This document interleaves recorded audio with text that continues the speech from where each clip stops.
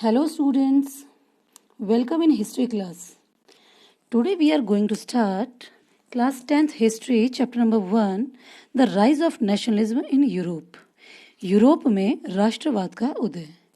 ये इस चैप्टर का हमारा थर्ड वीडियो है जिसमें बेसिकली हम पढ़ने जा रहे हैं the making of nationalism in Europe, यानी यूरोप में राष्ट्रवाद का निर्माण.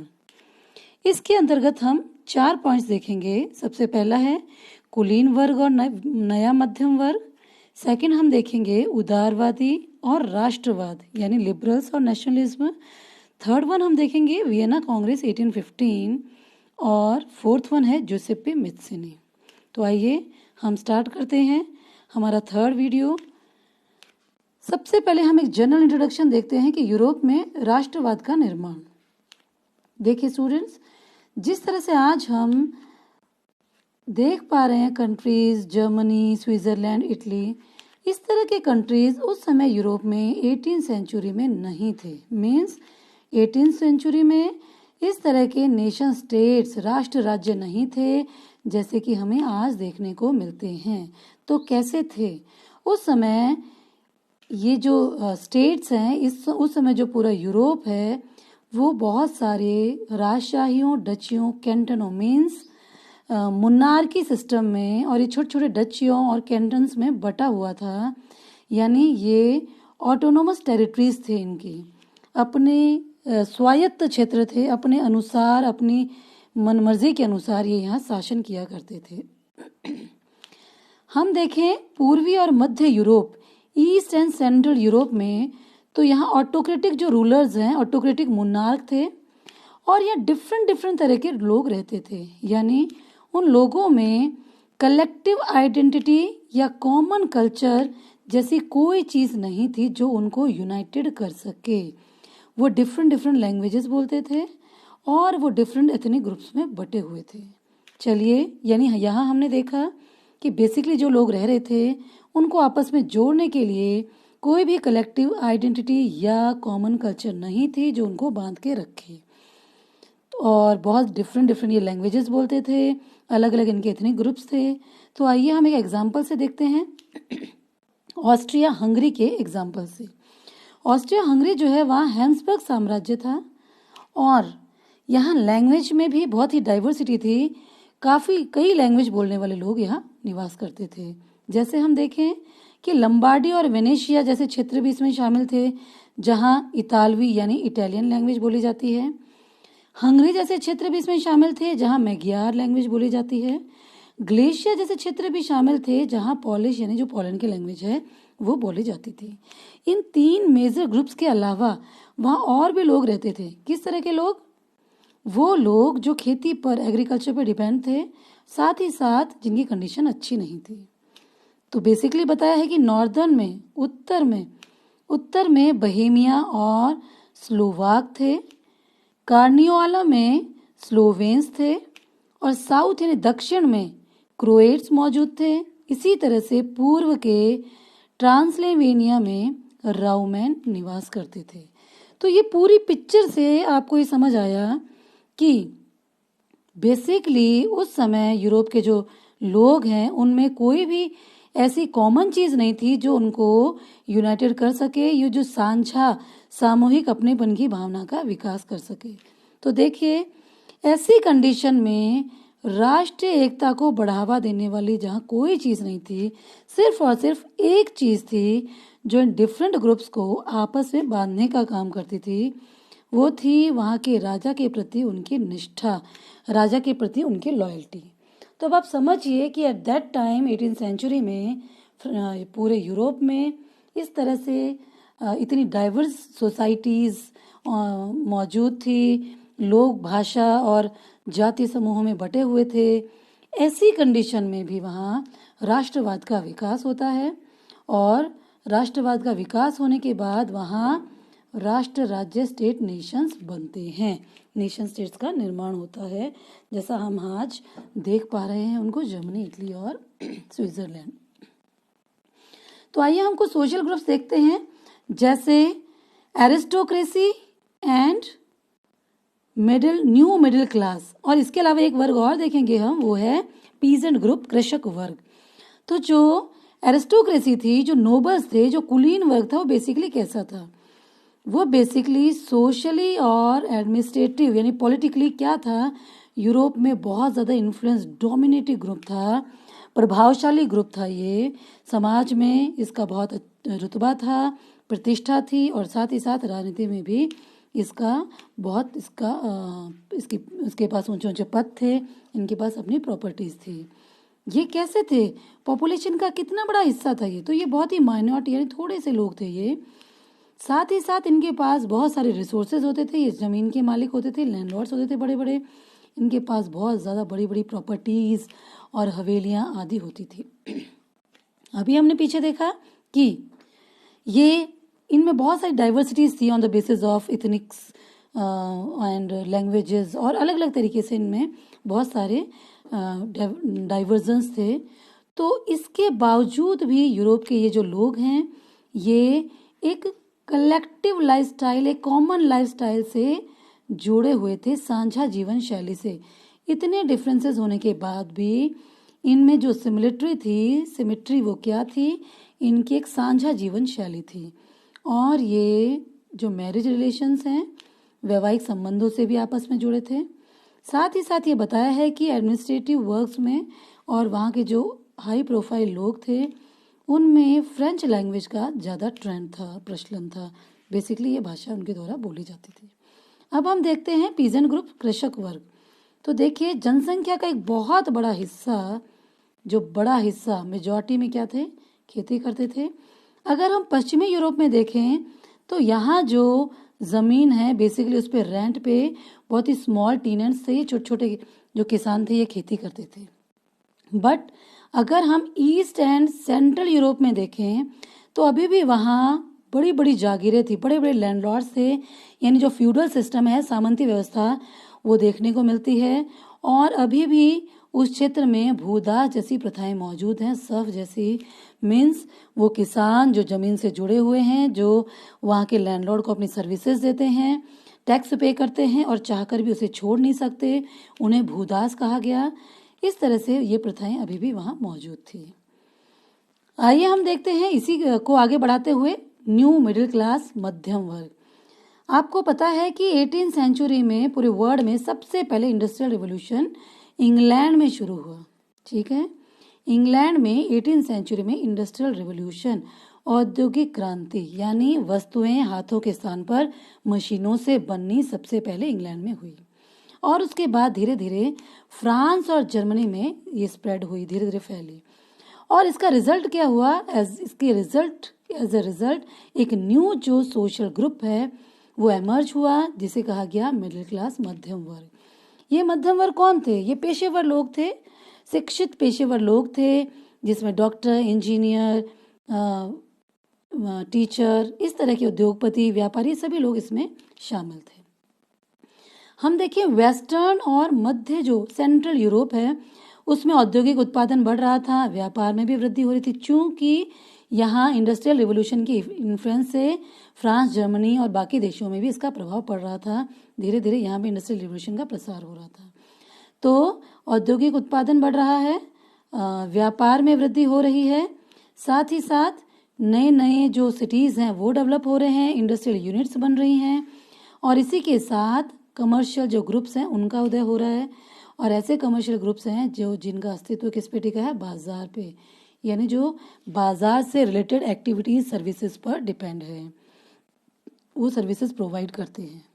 हम बात करें सेंट्रल एंड ईस्टर्न यूरोप की, तो यहाँ जो है इस तरह के जो लोग हैं उनका ग्रुप अभी भी छोटा था, यानी अभी यहाँ जो राष्ट्रवाद की हवा है, लहर है, वो कंपैरेटिवली थोड़ा स्लो है।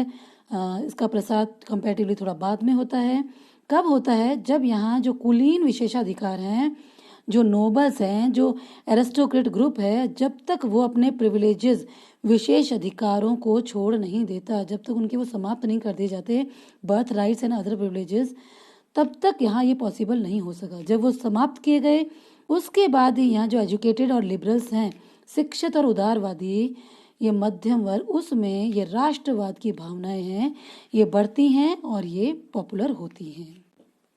तो इस प्रकार हमने देखा कि जो यूरोप है, यूरोप में राष्ट्रवाद का प्रारंभ कैसे होता है। यूरोप की स्थिति देखी हमने कि यहाँ किसी भी तरह से लोग सिमिलर नहीं हैं और उनको सिर्फ एक ही चीज़ है, राजा के प्रति उसकी निष्ठा जो बाद में रखी हुई है। लेकिन उसके बावजूद भी इंस्पाइट दैट यहाँ राष्ट्रवाद बहुत तेज गति से बढ़ता है। उसके रीजंस हम आगे देखेंगे।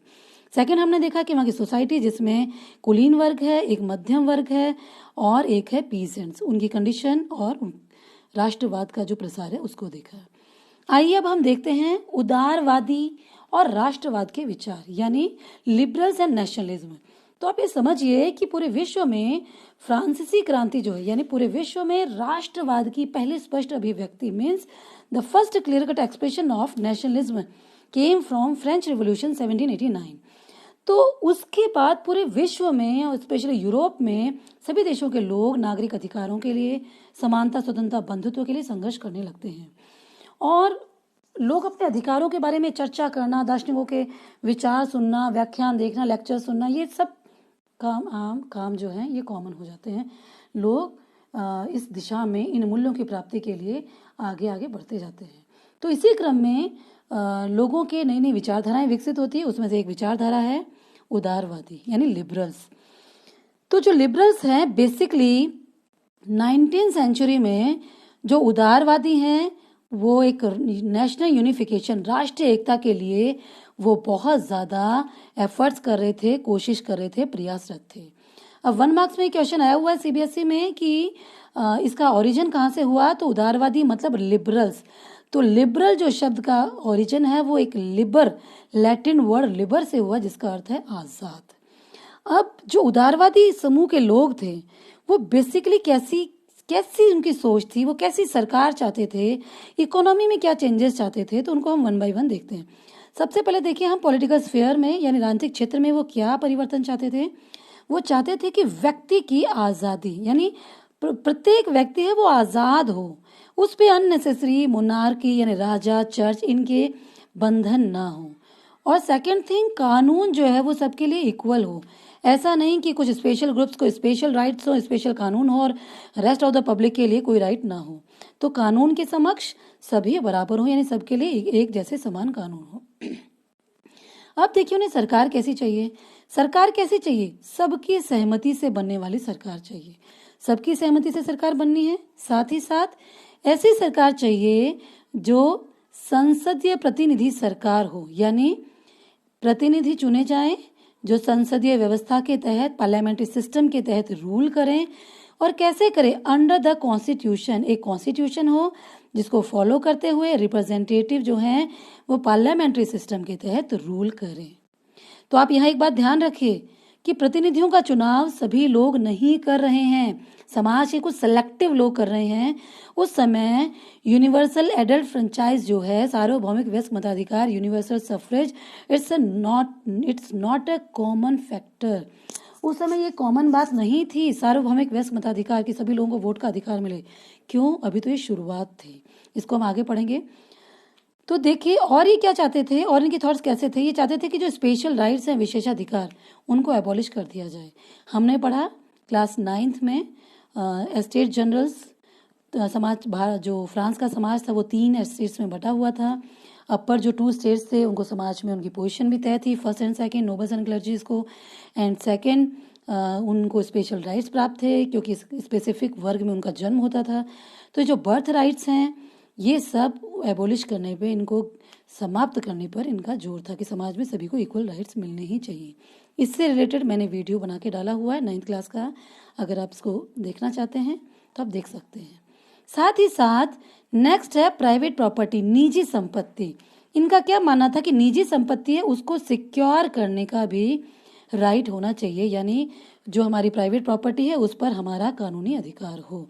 इस तरह के भी अधिकार होने चाहिए क्योंकि इसमें आपने देखा अधिकतर व्यवसायी लोग थे तो उन्होंने व्यापार आदि से पैसा भी कमाया था। तो आगे देखिए हमने बात की सफरेज की, मताधिकार की। तो जो मताधिकार, राइट टू वोट है, ये मताधिकार के पक्ष में थे, लेकिन लिमिटेड सफरेज, सीमित मताधिकार केवल और केवल पुरुषों को दिया। इसको हम एक उदाहरण एग्जाम्पल के थ्रू समझते हैं, जैसा कि आपने 9th में पढ़ा है, 9th में फ्रेंच रेवोल्यूशन पढ़ा है, उसके थ्रू हम इसको समझते हैं। फ्रांस में 1789 फ्रेंच रिवॉल्यूशन ही नेशनलिज्म का पहला एक सबसे बड़ा उदाहरण है, ओरिजिन माना गया, तो उसी के थ्रू हम समझ रहे हैं इसको। फ्रांस में 1789 में जब नेशनल असेंबली की 1789 में क्रांति हुई और उसके बाद नेशनल असेंबली का शासन आया। नेशनल असेंबली में जब नेशनल असेंबली ने 1791 में फ्रांस को कॉन्स्टिट्यूशनल मोनार्क संवैधानिक राजतंत्र बना दिया, तो उन्होंने एक कंसेप्ट किया, एडमिनिस्ट्रेशन को 3 भागों में बांटा, लेजिस्लेचर, एग्जीक्यूटिव एंड जुडिशरी। तो जो लेजिस्लेचर है उसका इलेक्शन कैसे होता था? सक्रिय नागरिक, एक्टिव सिटीजन करते थे वो पुरुष जो अपने 3 दिन के मजदूरी के बराबर कर चुकाते हैं। तो सिर्फ पैसे वाले पुरुषों को वोट डालने का अधिकार मिला, प्रॉस्पिरियस मेल्स। बाकी जो गरीब पुरुष थे और महिलाएं व अन्य जो लोग थे उन्हें यह अधिकार नहीं मिला। तो यहाँ पे समझ लीजिए कि उदारवादी डेमोक्रेसी जैसी बात नहीं कर रहे हैं जहां हर व्यक्ति को एक वोट का अधिकार मिले, ये उससे थोड़ी कम वाली स्थिति है। उसके बाद हम देखिए फ्रांस में आतंक का काल आया 1793 से 94 के बीच, मैक्सिमिलियन रोबेस्पियर यानी जैकोबिन पार्टी का शासन। उसमें उस टाइम बहुत थोड़े से समय के लिए जो सभी पुरुष हैं उनको राइट टू वोट मिला, लेकिन ये क्या था, ये बहुत ही थोड़े समय के लिए रहा। उसके बाद नेपोलियन आ गया। नेपोलियन ने फिर से एक लिमिटेड सफरेज यानी वही सीमित मताधिकार जो है उसको रखा, उसने सेंसरशिप लगाई। उसके समय हम भूल जाएं कि नागरिक अधिकारों की बात हो सकती है, क्योंकि 1804 नेपोलियन के राजा बनने के साथ ही उसकी गणतंत्र की हत्या मान ली गई है, क्योंकि फिर से राजतंत्र की स्थापना हो गई। अब पूरी 19वीं शताब्दी में क्या हुआ, ऐसे लोग जिनको राइट टू वोट नहीं मिले थे, जैसे ऐसे पुरुष जो पैसे वाले नहीं थे, जो टैक्स पे नहीं करते थे, महिलाएं, वो अपने पॉलिटिकल राइट्स के लिए, इक्वल राइट्स के लिए आंदोलन चलाते रहे और बहुत बाद में जाकर उन्हें ये राइट्स मिले। फ्रांस में तो 1946 में वहाँ की महिलाओं को राइट टू वोट मिला, वोट डालने का अधिकार। तो आर्थिक क्षेत्र की हम बात करें, अब ये अब तक तो हमने पॉलिटिकल देखा, पॉलिटिकल स्फीयर, अब हम देखें इकोनॉमिक फ्रंट में उनकी क्या सोच थी। वो चाहते थे, क्योंकि देखिए मैंने इसमें बताया आपको, इसमें व्यवसायी लोग थे, व्यापार आदि से भी वो लोग भी शामिल थे जिन्होंने व्यापार आदि से पैसा कमाया। तो व्यापारी आदि वर्ग जो है, तो उनकी क्या सोच थी, वो चाहते थे कि बाजार है वो मुक्त हो, फ्रीडम ऑफ मार्केट्स, यानी बाजार पे सरकार की तरफ से कोई भी अनावश्यक प्रतिबंध ना हो, बाजार एक स्वतंत्र हो ताकि आसानी से व्यापार किया जा सके। उसको आगे और एक्सप्लेन करते हुए क्या बताया है कि गुड्स और सर्विसेज, वस्तुओं और सेवाओं का फ्री आवागमन, मूवमेंट, फ्री मूवमेंट होना चाहिए। ऐसा ना हो कि जैसे आप समझिए कि एक स्टेट है और स्टेट में डिफरेंट डिस्ट्रिक्ट्स हैं, एक डिस्ट्रिक्ट से दूसरे डिस्ट्रिक्ट जाने पर अगर करेंसी चेंज हो जाए और माप तोल की बाट, जैसे हम जो करते हैं 1 kg 2 kg, उनमें चेंज आ जाए और एक डिस्ट्रिक्ट से दूसरे डिस्ट्रिक्ट जाने पर टैक्स भी पे करना पड़े, यानी एक ही स्टेट में आपको एक एरिया से दूसरे एरिया जाने पर आपकी करेंसी चेंज हो जाती है, आपके माप तोल के बाट चेंज हो जाते हैं, आपका मेजरमेंट का सारी चीज़ चेंज हो जाती है और साथ ही साथ आपको टैक्स पे करना पड़ता है। सो ये बहुत ही डिफ़िकल्ट होता है व्यापारियों के लिए कि वो एक अच्छे से क्या है ट्रेड कर सकें और मुनाफा कमा सकें। तो वो चाहते थे कि इस तरह की चीज़ों, इस तरह से कोई भी बंधन ना हो और जो राज्य है, स्टेट है, वो किसी भी तरह का अननेसेसरी उस पर कंट्रोल ना रखे। तो उससे क्या होगा, उससे वो फ्रीली अपना ट्रेड कर सकेंगे, इकोनॉमिकली स्ट्रांग हो सकेंगे। तो उनकी इकोनॉमिक फ्रंट में ये उनकी ओपिनियन थी। इसको हम थोड़ा सा एग्जाम्पल से समझते हैं। यहाँ हम एग्जाम्पल देखते हैं जर्मनी का। आपको ध्यान है 1804 में फ्रांस जो है वो नेपोलियन जो है वो फ्रांस का राजा बनता है और उसने फ्रांस में राजा बनने के साथ साथ उसने क्या किया, उसने रेस्ट ऑफ द यूरोप को भी जीतना शुरू किया, फ्रांस का प्रभाव बढ़ाना शुरू किया और 1804 में नेपोलियन कोड लागू किया। तो देखिए उसके जो प्रशासनिक कदम थे, उनके चलते जो बहुत छोटे छोटे काफ़ी सारे जो प्रदेश थे उनको मिलाकर लगभग ये 39 स्टेट्स थे, इनको मिलाकर एक कन्फेडरेशन बना लिया, महासंघ। ठीक है, इस कन्फेडरेशन में क्या था, each has its own currency, यानी हर के पास अपनी खुद की करेंसी थी, माप तोल के अपने बाट थे। ठीक है, अपनी अपनी करेंसी, अपने अपने मान तोल के बाट। इससे व्यापार में बड़ी दिक्कत आती थी। तो एक एग्जाम्पल के माध्यम से समझाया है कि 1833 में अगर हैम्सबर्ग से न्यूरेमबर्ग जाते हैं, यानी दो शहरों के नाम बताए हैं, 1833 में अगर हैम्सबर्ग से न्यूरेमबर्ग जाता है कोई व्यापारी, तो उसे 11 जो कस्टम बैरियर्स हैं, सीमा शुल्क नाके, उनको पार करना पड़ता है और हर बार उसे 5% कस्टम ड्यूटी यानी सीमा शुल्क देना पड़ता है। और ये जो शुल्क है, ये कस्टम ड्यूटी है, ये किस बेसिस पे होता था? किसी भी वस्तु के वजन और आकार के बेसिस पे होता था। और दूसरी बात, हर जो क्षेत्र था, ये जो 11 जो थे, इस हर क्षेत्र में उनके माप तोल की इकाइयां भी अलग अलग थी, इसलिए हिसाब लगाने में बहुत समय लगता था। इसको एक एग्जाम्पल के द्वारा समझाया है कि उस समय कपड़े नापने की प्रचलित इकाई उस क्षेत्र में थी एले। ये 1 मार्क्स में पूछ सकते हैं, एले से क्या अभिप्राय है। तो कपड़े नापने की इकाई है एले, जैसे हमारे यहाँ होता है मीटर आदि। तो क्या बताया है कि जिसकी लंबाई जगह के साथ बदलती, घटती बढ़ती रहती थी। तो क्या होता था, एक स्थान से दूसरे स्थान पर जाने पर व्यापारी को ना केवल उस माप तोल का हिसाब लगाना पड़ता था, बल्कि करेंसी को भी चेंज करना पड़ता था और इतनी सारी जगह उसे टैक्स पे करना था, तो उसके लिए ट्रेड करना बहुत ही मुश्किल प्रतीत हो रहा था। तो नया जो व्यापारिक वर्ग है, ये बहुत ऐसी जो कंडीशन है, ऐसी परिस्थितियां हैं, उसमें ट्रेड करना उसके लिए बहुत ज़्यादा मुश्किल था। तो वो ऐसे एकीकृत आर्थिक निर्माण के क्षेत्र के पक्षधर थे, यानी इस तरह से कलेक्टिवली कुछ रूल्स बने जिसके अकॉर्डिंग बार बार एक एक जगह टैक्सेस पे करना, अपनी मुद्रा को चेंज करना, माप तोल की मेजरमेंट के थ्रू उनको टैक्सेस पे करने की बजाय एक यूनिफॉर्मिटी हो। इससे आसानी से वस्तुओं का और लोगों का, पूंजी का आवागमन होगा, फ्री मूवमेंट होगा, गुड्स का और कैपिटल का और सर्विसेज का। तो इससे ट्रेड फ्लवरिश होगा, आगे बढ़ेगा। तो इसी क्षेत्र में एक पहल की 1834 में प्रशा यानी पर्शिया जो है, उसने कस्टम यूनियन बनाया। ये 1 मार्क्स में आया हुआ क्वेश्चन है। कस्टम यूनियन बनाया, एक शुल्क संघ, जिसका नाम दिया जॉल्वे राइन। ठीक है। जर्मनी के जो ये असंख्य छोटे छोटे राज्य थे, इनको मिलाकर इसने बनाया। इसके मेन काम क्या थे, ये पूछा जा सकता है। इन्होंने क्या किया, जो मैक्सिमम शुल्क अवरोध थे, जो टैरिफ बैरियर्स थे, उनको एबॉलिश कर दिया। जो जहां आपको 11 जगह वो देना पड़ता, उन सबको एबॉलिश कर दिया। और क्या किया, जो करेंसी थी उसको रिड्यूस कर दिया फ्रॉम 30 to 2। 30 से घटाकर जो मुद्रा है उनकी संख्या कर दी गई 2। तो अब आसान हो गया। साथ ही साथ रेलवे का विस्तार हुआ। रेलवे के विस्तार से गतिशीलता आई, लोगों का आवागमन बढ़ा। आवागमन बढ़ने से लोगों में राष्ट्रवादी विचारों का प्रसार पहले के कंपैरिजन में तेज गति से हुआ। तो इस प्रकार जो आर्थिक हित हैं, इस समय इकोनॉमिक फैक्टर्स ने नेशनलिज्म को बढ़ाने में इम्पोर्टेंट रोल प्ले किया। और इस समय जो इकोनॉमिक राष्ट्रवाद की लहर जो है, यानी इस समय पनप रही जो व्यापक राष्ट्रवाद की भावनाएं हैं, उनको और सपोर्ट किसने दिया, इकोनॉमिक राष्ट्रवाद ने, कि हमने इकोनॉमी जो है, इकोनॉमिक फील्ड में सुधार किए तो ट्रेड इंक्रीज हुआ, लोगों में गतिशीलता बढ़ी, तो नई थॉट्स ज़्यादा तेज गति से स्प्रेड हो सके, तो इससे नेशनलिज्म जो है वो और तेज गति से आगे बढ़ा। तो इस प्रकार से हमने देखा कि जो उदारवादी लोग थे, उनकी पॉलिटिकल एंड इकोनॉमिकल फैक्टर में वो उनके क्या व्यूज थी, वो क्या चाहते थे। आइए अब हम नेक्स्ट टॉपिक देखते हैं, रूढ़िवाद।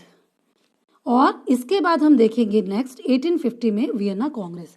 ये एक ही टॉपिक है, इसको अलग अलग भी पूछा जा सकता है। तो सबसे पहले हम देखें कंजर्वेटिज्म, यानी जो कंजर्वेटिव्स थे वो कैसे थे, कौन लोग थे वगैरह। तो कंजर्वेटिव्स कौन थे? कंजर्वेटिव बेसिकली वो लोग थे जो अब तक पावर को एक्सरसाइज कर रहे हैं, सत्ता का उपभोग कर रहे हैं, जैसे सदियों से जो पावर में हैं, जैसे मोनार्की हो गया, राजा हो गया, नोबल्स और चर्च। ओके, ये जो हैं, ये स्टार्टिंग में, प्रारंभ में they are not in favour of changes, वो सुधारों के पक्ष में नहीं थे।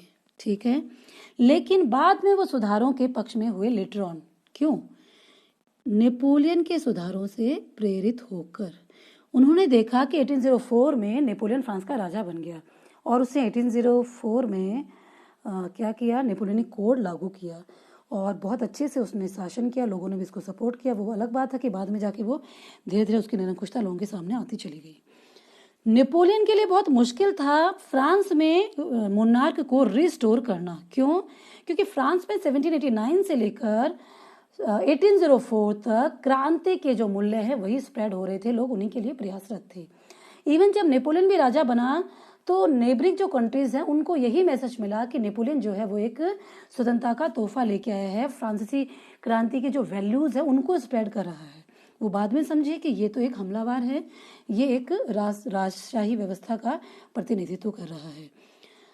तो उन्होंने देखा, यानी जो रूढ़िवादी लोग हैं उन्होंने समझा कि नेपोलियन ने किस तरह से फ्रांस जैसे देश में फिर से मोनार्क का रिस्टोरेशन किया, राजतंत्र की स्थापना की और उन सुधारों से कैसे अपने पकड़ को मजबूत बनाया। तो ये जो हमें भी इस तरह के सुधार करके हम भी अपनी पकड़ को और मजबूत बना सकते हैं।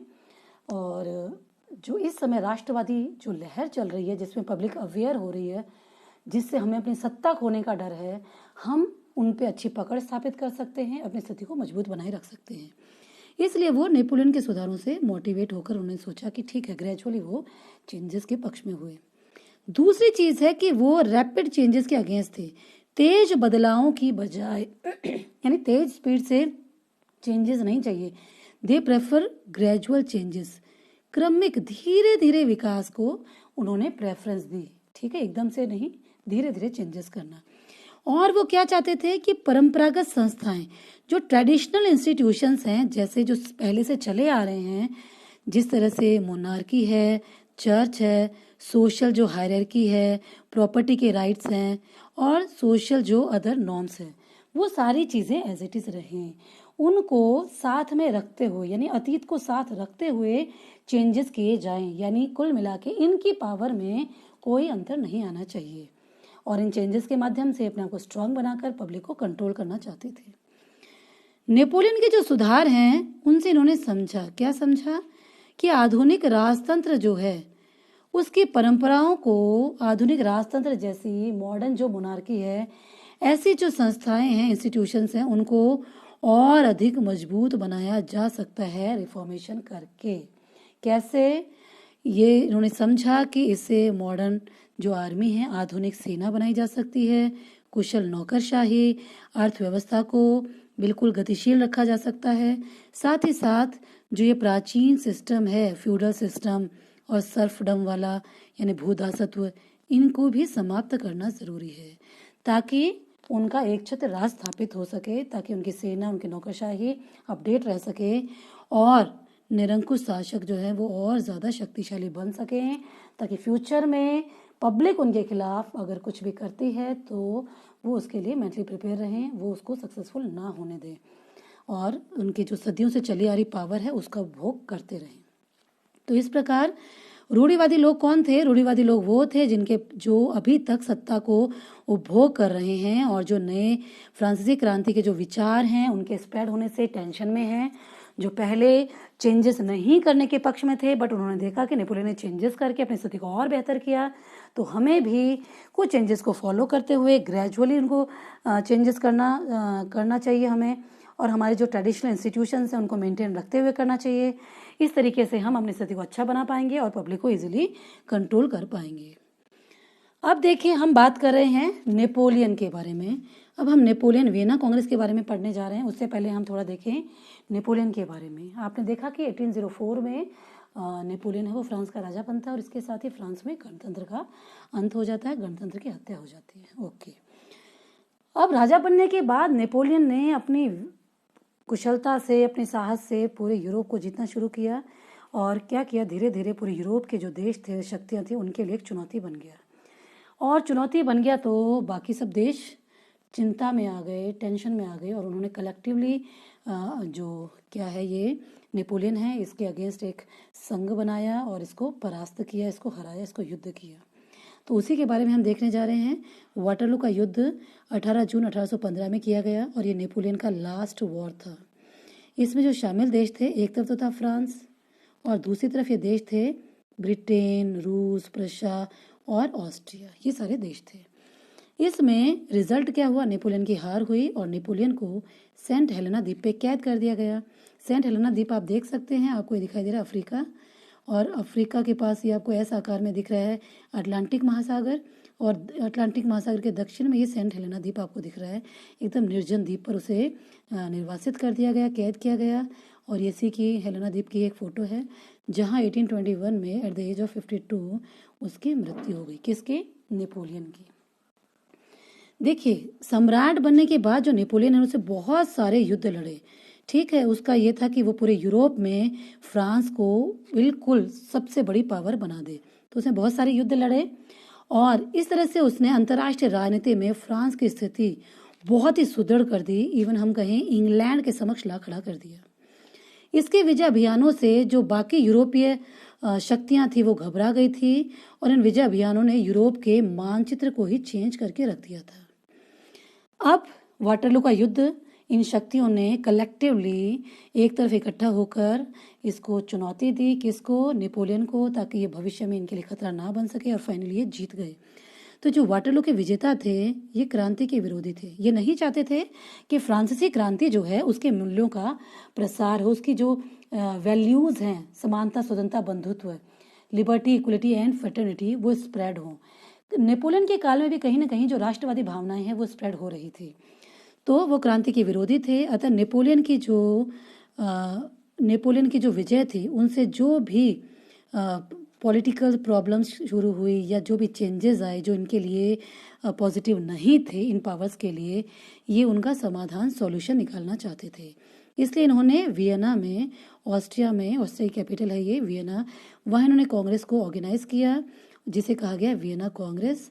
और वहाँ उन्होंने डिसाइड किया कि अब हम फ्यूचर में फर्दर हम यूरोप को किस तरह से हम पावर्स इसको डील करें, यूरोप की शक्ति संतुलन कैसे बनाएं ताकि फ्यूचर में फिर नेपोलियन जैसी किसी पावर से हमें खतरा ना महसूस हो।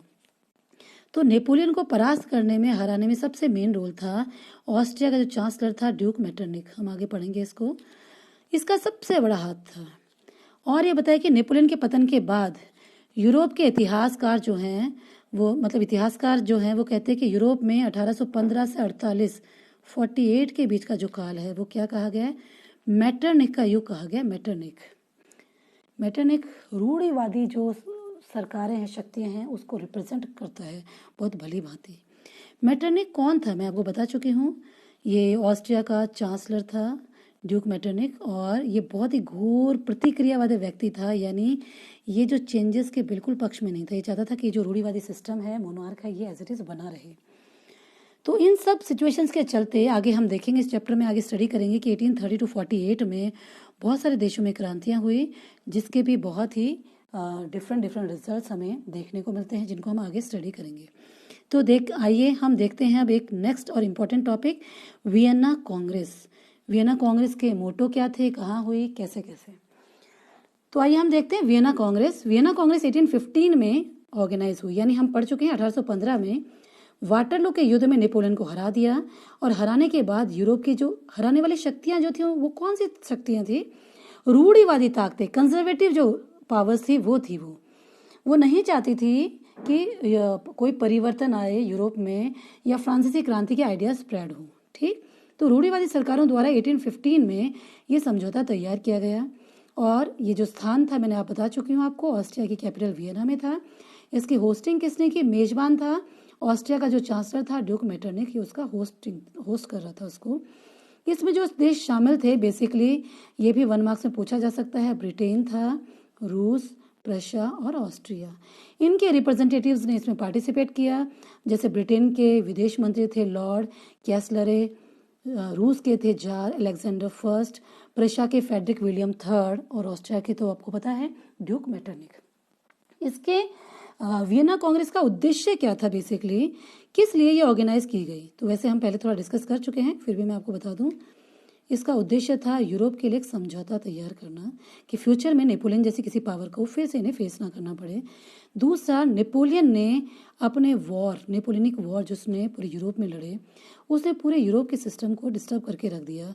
इसलिए वहाँ शांति व्यवस्था स्थापित करने और वो जो भी चेंजेस आए उनको कुचलने के उद्देश्य से, उनको समाप्त करने के उद्देश्य से ये इन्होंने क्या किया, इन्होंने जो भी नेपोलियन ने चेंजेस किए थे उन सब को एबॉलिश कर दिया, समाप्त कर दिया। यानी नेपोलियन के राजा बनने से पहले जैसा फ्रांस था, फ्रांस को एज इट इज़ कर दिया। नेपोलियन के कारण जो भी चेंजेस आए, जो भी क्षेत्र उसमें फ्रांस की टेरिटरी में मिलाए गए, उन सब को ले लिया गया, उन सारे चेंजेस को एबॉलिश कर दिया। इन सभी देशों ने मिलकर एक संधि तैयार की, वियना, चूंकि वियना में की तो इसे वियना संधि कहा गया। इस संधि के तहत कुछ नियम तय किए गए कि इन चीज़ों को फॉलो किया जाएगा। वो क्या थे, देखिए। पहली चीज़ तो है कि उन्हीं राजाओं को फिर से रिस्टोर किया जाएगा जिनको नेपोलियन ने बर्खास्त किया। यानी अलग अलग कंट्रीज, फ्रांस के बाहर जो नेपोलियन है उसने अपनी जीत हासिल की और जिन भी क्षेत्रों में गया वहाँ के उन राजाओं को हटाकर इसने अपने रिश्तेदार और जो रिलेटिव्स हैं उनको अपॉइंट कर दिया। तो यहाँ ये बात की गई है कि नेपोलियन ने जिनको बर्खास्त किया था, हटाया था, उनको फिर से रिस्टोर किया गया। दूसरा, फ्रांस में अब राष्ट्रवाद की लहर बहुत बढ़ चुकी है, यूरोप में भी बढ़ चुकी है, तो उसको कम करने के लिए अब ये इन्होंने, क्योंकि रूढ़िवादी ताकतें 1815 में जीत गई हैं, तो नई रूढ़िवादी व्यवस्था, न्यू कंजर्वेटिव सिस्टम लागू किया। मीन्स अब जो रूढ़िवादी ताकतें थी, मुनार्क थे, वो पहले से कहीं ज़्यादा ब्रूटल और स्ट्रांग बन गए। ओके। तीसरा हम देखें कि फ्रांसीसी क्रांति के दौरान हटाए हुए बुर्बो वंश, लुई 16 को हटाया था, तो जो बुर्बो वंश को हटाया था उसी का राजा लुई नेपोलियन 18 को फिर से रिस्टोर किया गया, फिर से वहाँ फ्रांस का राजा बना दिया गया। देखिए, इस तरीके से वो पूरे यूरोप में रूढ़िवादी शासकों को फिर से नियुक्त कर रहे हैं और अपनी पावर को यूरोप में रूढ़िवादी ताकतों की शक्तियाँ बढ़ा रहे हैं। और क्या किया, नेपोलियन ने जिन भी प्रदेशों को जीता था जहां फ्रांस का अधिकार था, उन सारी चीज़ों को समाप्त कर दिया गया, छीन लिया गया और फ्रांस की सीमाएं वो तय कर दी गई जो क्रांति से पहले की थी। वही बाउंड्रीज जो क्रांति से पहले की थी, बाद के जीते गए सारे प्लेसेस फ्रांस से छीन लिए गए। यानी कुल मिलाकर नेपोलियन के युद्धों का जो इफेक्ट था उसको खत्म कर दिया, राष्ट्रवाद, बढ़ते हुए राष्ट्रवाद जो है उसको कंट्रोल करने की कोशिश की और रूढ़िवादी ताकतों को पुनर्स्थापित किया गया, एक नई रूढ़िवादी व्यवस्था कायम की गई। अब देखिए, फ्रांस की जो सीमाएं हैं उन पर बहुत सारे शक्तिशाली देशों को अपॉइंट कर दिया, ताकि क्यों अपॉइंट किया, ताकि जो फ्रांस है वो फ्यूचर में अपना विस्तार ना कर सके, भविष्य में फिर से खतरा ना बन सके और ये यूरोप महाद्वीप की जो इसने शांति भंग कर रखी थी सभी की, ऐसा करने में सफल ना हो। इसके लिए उत्तर में नीदरलैंड को उसने, फ्रांस के उत्तर में जो नीदरलैंड है, नीदरलैंड को उसने अपॉइंट कर रखा था, नीदरलैंड और बेल्जियम। इसके साथ ही साथ दक्षिण जो है, दक्षिण में इसमें आपको दिखाई नहीं दे रहा ये मैप, इधर दक्षिण में आपको, हाँ यहाँ आपको दिखाई देगा पिडमोंट और जेनेवा जो है। इसके साथ साथ पूर्व में ऑस्ट्रिया को इस तरह से अपॉइंट किया और पश्चिम में जो है वो प्रशा को पोर्शन दिया गया। यानी इस तरह से इसकी पूरी सीमाओं पर बड़ी शक्तियों को अपॉइंट कर दिया ताकि फ्यूचर में अपना विस्तार ना कर सके और शक्तिशाली ना बन सके। पूर्व में कुछ हिस्सा रूस को, पूर्व में हम बात करें तो रूस को कुछ पोलैंड का हिस्सा दे दिया गया और पश्चिम की तरफ प्रशा जो है उसको सैक्सनी का एक हिस्सा दे दिया गया। बट याद रखिए कि नेपोलियन ने जो 39 स्टेट का जो कॉन्फेडरेशन बनाया था, महासंघ, उसको एज इट इज रखा, उसको डिस्ट्रॉय नहीं किया। ओके, तो ये सारा हमने देखा वियना कांग्रेस के बारे में कि वाटरलू के युद्ध में रूढ़िवादी ताकतें जीतती हैं, ब्रिटेन, ऑस्ट्रिया, प्रशा और रूस, और किस तरह से ये जो जीती हुई शक्तियां हैं इन्होंने ऑस्ट्रिया की राजधानी वियना में इकट्ठा होने के बाद इन्होंने एक संधि तैयार की और संधि का एकमात्र उद्देश्य था पूरे यूरोप में रूढ़िवादी ताकतों को फिर से रिस्टोर करना और नेपोलियन वॉर से आए चेंजेस को कंट्रोल करना और फ्रांस की पावर को लिमिटेड करना। ओके, अब देखिए, इस 1815 के बाद यूरोप में रूढ़िवादी ताकतें पहले से ज्यादा शक्तिशाली रूप में सामने आई और ज्यादा ब्रूटल हो गई। तो यहाँ से एक नया प्रश्न बनता है, 1815 में स्थापित जो शासन व्यवस्थाएं थी, जो कंजर्वेटिव गवर्नमेंट थी, उनके फीचर्स क्या थे, विशेषताएं क्या थी, ये कैसे थी, ये ऑटोक्रेटिक थी, ये निरंकुश थी, ये एब्सोल्यूट थी, ये अपना क्रिटिसिज्म यानी आलोचना या कोई इनसे असहमत हो ऐसा ये बिल्कुल भी बर्दाश्त नहीं करती थी। ऐसे कोई भी एक्टिविटी जो राजा के खिलाफ हो या उस पर कोई सवाल उठाए उसको दबा दिया जाता था सेना के बल पे। साथ ही साथ कोई भी व्यक्ति, चाहे वो न्यूज़पेपर हो या बुक्स या कोई भी तरीका हो, नाटक, गीत आदि, इन सब किसी भी माध्यम से अगर वो फ्रेंच रिवॉल्यूशन की वैल्यूज जो हैं उनके थॉट्स को स्प्रेड कर रहा है तो उस पर सेंसरशिप लगा दी गई थी, यानी वो राज्य के नियंत्रण के बिना ऐसी जो वैल्यूज हैं, ऐसे थॉट्स हैं, उनको प्रसारित नहीं कर सकता, जो पब्लिश नहीं कर सकता। फिर भी फ्रांसीसी क्रांति के जो मूल्य हैं, वैल्यूज, समानता, स्वतंत्रता, बंधुत्व, वो उदारवादियों को कंटिन्यू मोटिवेट करते रहे। यानी एक तरफ रूढ़िवादी ताकतें और पावरफुल होती जा रही हैं, और दूसरी तरफ जो उदारवादी ताकतें हैं वो भी राष्ट्रवाद प्राप्ति के लिए आगे की तरफ बढ़ती जा रही हैं। यानी इतनी पावरफुल होने के बावजूद भी उदारवादी जो ग्रुप है उसमें राष्ट्रवाद की जो हवा है, राष्ट्रवाद की जो भावना है वो बढ़ती जा रही है। और अभी इनका एक मुद्दा था प्रेस की आज़ादी। इसके लिए जोर शोर से इनकी ये मांग थी कि प्रेस की आज़ादी हो, ताकि हम अपने जो नवीन विचार हैं, जो आइडियाज़ हैं फ्रेंच रिवॉल्यूशन के, उनको स्प्रेड कर सकें। तो ये जो आप मैप देख रहे हो 1815 वियना कांग्रेस के बाद का मैप है कि किस तरह से फ्रांस की शक्तियों को सीमित कर दिया, उसकी बाउंड्री को फिक्स कर दिया और उसकी बाउंड्री पे डिफरेंट नेशंस को अपॉइंट कर दिया। अब आइए हम देखते हैं हमारा नया टॉपिक, क्रांतिकारी जूसेप्पे मैज़िनी। देखिए 1815 के बाद यूरोप में रूढ़िवादी ताकतें फिर से स्थापित हो गई, और ये बहुत ज़्यादा रूढ़िवादी थी। यानी अब पहले से ज़्यादा लोगों पे नियंत्रण रहा, कंट्रोल रहा, लोगों पे ज़्यादा दमन होने लगे। अब लोग क्या होने लगे, लोगों में राष्ट्रवादी भावनाएं तो डेवलप हो रही हैं, बट लोग इस डर से, इनके ब्रूटल रिप्रेशन होने लगे, उसके भय से अंडरग्राउंड होने लगे, भूमिगत। और वो यूरोप में बहुत सारी सीक्रेट सोसाइटीज, गुप्त संगठन बनने लगे। इन गुप्त संगठन, पूछा जा सकता है गुप्त संगठन किसे कहेंगे? उन्हें कहेंगे जिनके दो मोटो हैं। पहला, जो रिवोल्यूशनरीज हैं उनको ट्रेनिंग देना, और दूसरा नेशनलिस्ट जो थॉट्स हैं, राष्ट्रवादी विचार, उनका प्रचार प्रसार करना। ओके, अब दूसरा सवाल ये उठता है कि क्रांतिकारी किसे कहेंगे? कि हमने अभी कहा कि क्रांतिकारियों को प्रशिक्षण देना, तो क्रांतिकारी किसे कहेंगे? क्रांतिकारी से अभिप्राय है कि जो 1815 यानी वियना कांग्रेस के बाद जो भी गवर्नमेंट स्थापित हुई हैं उनका विरोध करना।